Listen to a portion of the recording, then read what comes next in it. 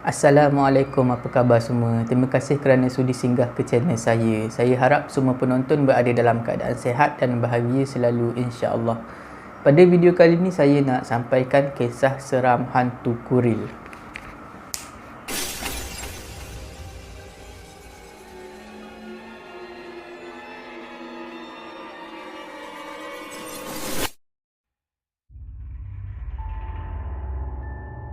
Kisah ni adalah hasil kiriman email daripada seorang pengirim.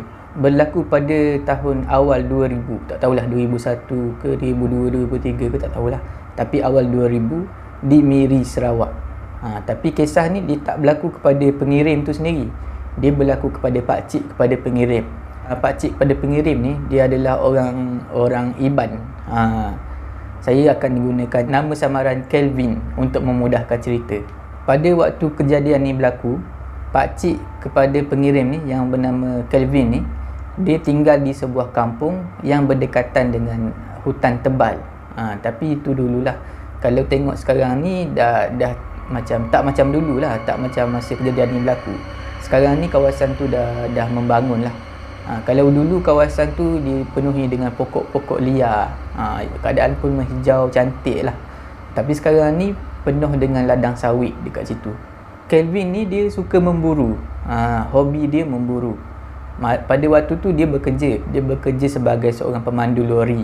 Jadi bila ada waktu cuti, waktu lapang, dia akan masuk hutan untuk berburu. Kelvin ni kalau dia masuk hutan, dia akan masuk sorang-sorang. Ada sebab lah kenapa dia masuk sorang-sorang tu. Kejap lagi saya cerita. Ini orang Iban. Kelvin ni orang Iban. Orang Iban ni memang terkenal lah dengan kemahiran di hutan. Sebab dia orang ni macam berkawan dengan hutan. Dia kenal hutan tu. Luar, dalam, dia tahu hutan tu.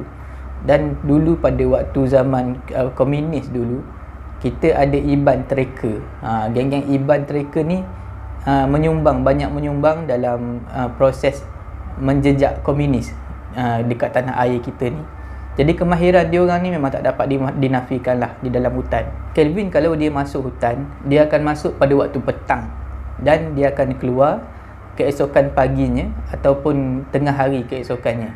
Maknanya kalau dia setiap kali dia masuk hutan, memang dia akan bermalam semalaman di dalam hutan. Jadi pada waktu kejadian ni berlaku, macam biasalah, Kelvin kalau dia nak pergi memburu tu, dia akan buat segala kelengkapan dia lah. Motor isi minyak dulu, lepas tu lampu suluh, dan memang wajib ada senapang. Kelvin akan bawa selaras senapang patah bersama dia ke dalam hutan. Hutan yang Kelvin selalu pergi memburu ni adalah hutan yang tebal. Dia kalau siapa-siapa pernah tengok cerita KKN Desa Penari, dia macam tu. Dia mula-mula masuk ada jalan untuk laluan motor. Dia boleh naik motor. Nak sampai ke tempat spot memburu tu, kena naik motor lebih kurang sejam ke dalam hutan. Lepas tu sampai satu tempat tu dah tak boleh lalu dengan motor. Kena turun dan kena berjalan kaki. Lebih kurang sejam lagi. Barulah sampai dekat satu pondok ni. Bermula daripada kawasan pondok tu lah tempat orang memburu. Pondok tu pula, dia memang dibina oleh para pemburu yang selalu masuk kat hutan tu. Selain daripada pemburu, pondok tu juga digunakan oleh petani. Orang-orang yang menanam pokok di kawasan tu. Ada yang tanam pokok durian. Dia orang akan gunakan juga pondok tu untuk berehat. Pondok tu ala kadar je lah. Dia cuma ada atap dan juga dinding penuh dengan lubang lah. Memang ambil syarat je lah, buat berteduh je kat situ. Jadi saya akan terangkan kenapa Kelvin ni suka bergerak solo dalam hutan memburu. Dulu pernah terjadi, bukan terjadi pada Kelvin lah, pemburu lain di kawasan tu juga. Dia masuk berdua pergi memburu. Dia tertembak kawan dia. Sebab bila dah masuk kat dalam tu, kawan dia yang tersalah tembak ni bagi tahu dia dah tak nampak kawan dia. Seolah-olah mata dia tu macam ditipu. Dia cuma nampak haiwan buruan je. Jadi dia tembak. Bila dah tembak baru dia nampak punya kawan dia. Jadi sejak insiden tu, pemburu-pemburu dekat kawasan tu memang lagi selesa dan lagi yakin kalau pergi masuk sorang-sorang. bergerak secara solo kat dalam tu. Berbalik kepada cerita, Kelvin dah sampai ke dalam hutan. Lepas sejam naik motor, lepas sejam dah berjalan kaki, dah sampai dekat pondok tu. Kelvin dah sampai ke dalam hutan dan dia tunggu waktu malam. Dia cuma mula memburu pada waktu malam. Dia akan gunakan torchlight, lampu suluh dia tu, dan dia akan bawa senapang laras tu bersama dia. Jadi pada malam tu, Kelvin dia rasa pelik. Tak macam malam-malam yang biasa dia memburu. Sebab malam tu terlalu sunyi. Tak ada bunyi cengkerik ataupun binatang-binatang yang selalu berbunyi pada waktu malam. Sebenarnya benda ni dia adalah satu petanda yang buruk. Biasanya kalau terlalu sunyi ni bermakna ada haiwan pemangsa yang besar yang sama ada lalu ataupun memang duduk di situ pada malam tu.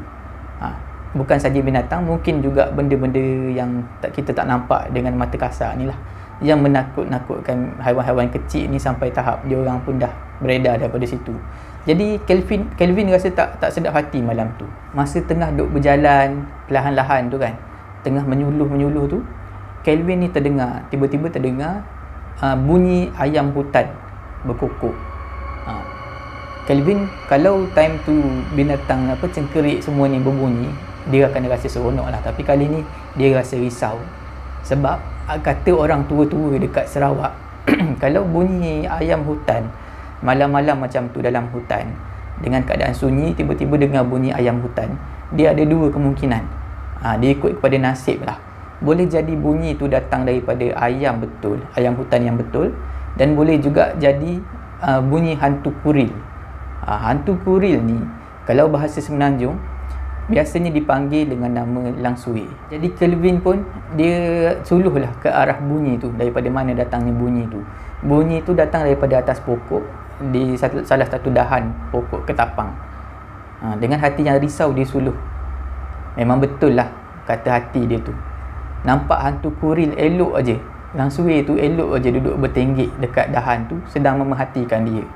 Kelvin memang terkejut sebab katanya dia tak bersedia nak hadap benda macam tu pada masa tu. Sebab dia datang memang nak memburu, bukan nak jumpa dengan benda tu. Jadi dia pun berundur sebab katanya memang dekat dia tu ada senapang laras. Memang ada senapang dengan dia, tapi takkan nak tembak benda tu kan. Kita tak pernah dengar lagi orang ni berjaya tembak hantu ke apa, tak pernah dengar lagi lah. Jadi dia pun berundur lah. Dia berundur perlahan-lahan sampai dekat pondok, dan dia duduk dalam pondok tu je diam-diam. Dia cuma boleh tengok melalui lubang-lubang dinding di pondok tu je. Daripada dalam pondok tu, Kelvin dia masih lagi boleh dengar bunyi benda tu. Tapi benda tu dah tak berbunyi macam ayam hutan macam awal tadi. Benda tu mengilai dan Kelvin boleh dengar bunyi benda tu terbang. Bunyi dia macam kain yang berkibar. Kalau kita tengok lalu dekat tiang bendera tu kan, angin kuat, bendera tu berkibar. Macam itulah bunyi dia. Kelvin dengar benda tu terbang di kawasan pokok ketapang tadi. Lepas tu ada juga dengar benda tu terbang di kawasan pondok. Tapi Kelvin rasa lega sebab benda tu tak lama. Benda tu beredar. Tapi walaupun macam tu, Kelvin dah tak keluar daripada pondok tu. Kelvin tidur je dekat pondok tu sampailah esok pagi. Jadi keesokan paginya, Kelvin pun beransur keluar daripada hutan dengan tangan kosong. Tak ada seekor pun haiwan buruan yang berjaya Kelvin tangkap pada malam tu. Kelvin dia stop dulu memburu sebab dah nampak benda tu ada kat situ kan. Tapi tak lama lah. Lebih kurang 2 bulan, 3 bulan macam tu, Kelvin kembali memburu sebab dah jadi minat dia. Dan itulah risiko yang para pemburu dekat kawasan tu perlu hadap.